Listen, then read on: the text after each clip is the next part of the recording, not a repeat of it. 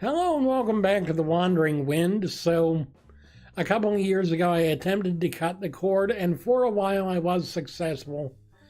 And I want to kind of share my experiences with that, with cutting cable and switching to all digital media. But I also want to talk about the downsides of that kind of system because there are issues with it. And not everything is just a price, because frankly, Sling TV has gotten to the point to where they're about as pricey as a normal, even basic TV subscription these days, or about anything else like that. I want to talk about the practical side of things.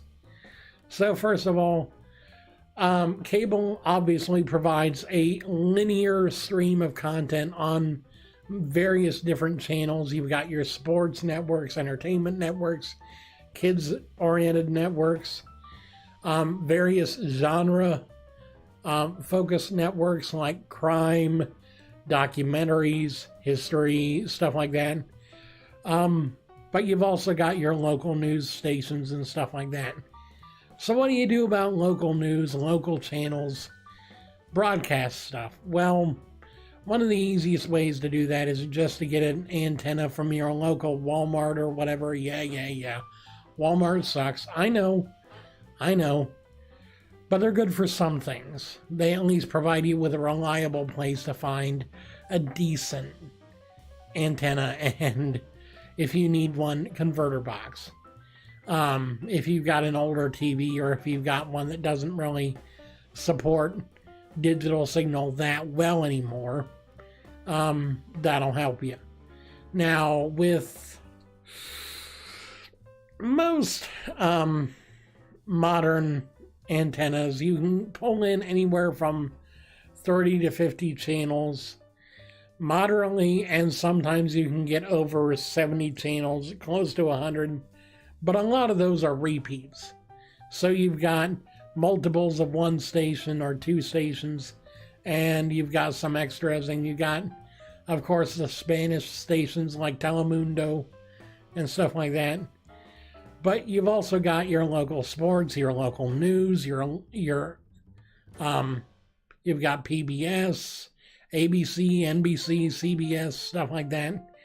You've got network stations. So the only real issue is where to put the antenna to get the best signal, because I tell you what, that was our biggest problem. We never were able to get a proper signal for some of the stations. We'd pull them in, it'd say we have them, but nothing. Then you need to go for a streaming service to pair with your internet to get the network stations that you want that aren't being broadcast. So stuff like FX Movies, Cartoon Network, just all those big network channels. And so you've got pretty much three different kinds of options these days. You've got the legal way, which is using stuff, or you've got you've got two legal ways and one not so legal way. And I'll talk about the not so legal way first. You can technically use a program called Kodi on basically any hardware to pull internet TV for free. The only problem with this is if you get caught, or if you do too much with it, you're in trouble. And you can get hauled into court, you can get your butt thrown in jail because of pretty much pirating copyrighted media. Don't do it. Just don't do it. I don't recommend it. One, because the quality isn't that great, and two, because you're not going to do yourself any favors risking your freedom for free service. You're not. So, secondly is on-demand stuff. You've got your Hulu, although Hulu does also offer live TV now. You've got Netflix. You've got stuff like Tubi TV and Crackle, Funimation. There are several different services that are completely free or mostly free that do on-demand content very well. There are also some that don't do it very good at all. And then you've also got the live options like Philo. Let's see, Philo. And others. You even got options from the broadcast networks themselves. The only problem is some of these services don't quite work well enough because of various things like your internet speed or just the connection to the servers in general. You can have great internet speed and then connection to the server is still bad. And so you've got either low quality video or constantly buffering video. And I've experienced this with YouTube as well. It's like, really? What gives, man? What gives? But for the most part, this is what I can tell you from experience. If you want to replace your live TV subscription through your cable provider with an online service, go for one that has the programming you'll want to watch. And even if it means spending a little bit more on it just to be able to get it, I would recommend doing that rather than trying to just live without it or try and go a less legal route because that can get you in trouble. There are plenty of free live TV providers, including one that I love called Pluto TV.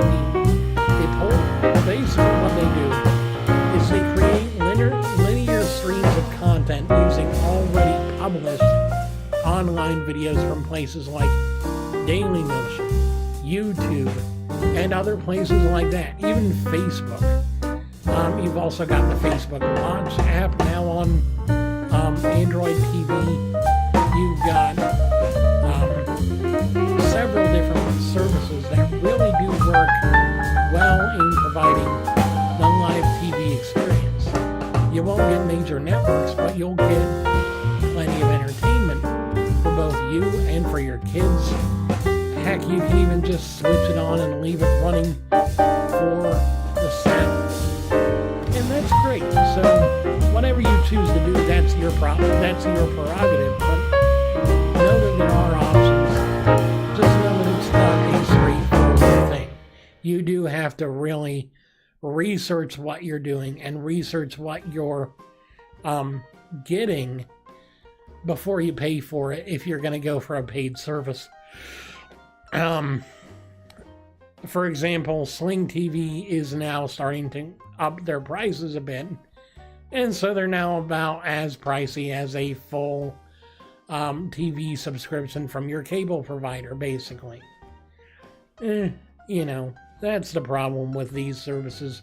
Eventually they get too darn expensive anyway. Anyway, I hope you guys enjoyed this video, this little introduction to cutting the cable cord, or just, you know, explanation of it. What do you guys think? Do you use cable still, or do you go with online services? Let me know down in the comments section. And if you want to see more from me all the time, I really appreciate you being around.